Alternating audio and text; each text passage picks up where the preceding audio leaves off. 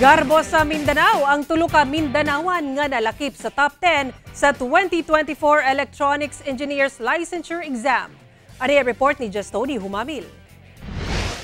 Gipa sa Garbo karon sa Mindanao State University, General Santos City, ang tubong Tacorong City nga si Jethro Batislaong kinsa nahimong 4th placer sa 2024 Electronics Engineering Licensure Examination. Valedictorian sa iyang batch ni atong 2023 si Jethro, kinsa nagatrabaho karon sa Cavite.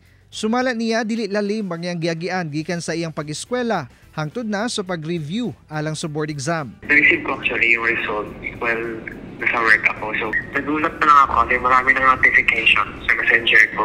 Masaya pa masyado.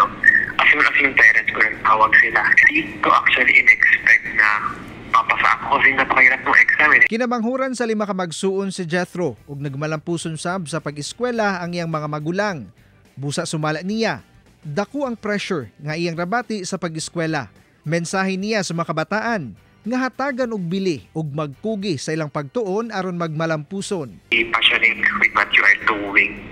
And kung magpili ka ng kurso, dapat kung saan yung gusto mo talaga. Samtang 9th placer si Carl Jefferson Abinsaylay nga graduate sa University of Southeastern Philippines o USEP sa Davao City, kinsa nakakuha og 87.40% rating.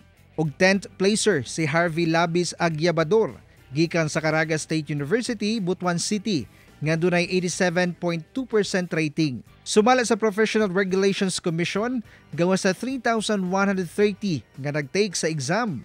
Ana sa 1,330 ang nakapasa sa maong licensure exam. Ako si Jess Tony Humamil para sa One Mindanao.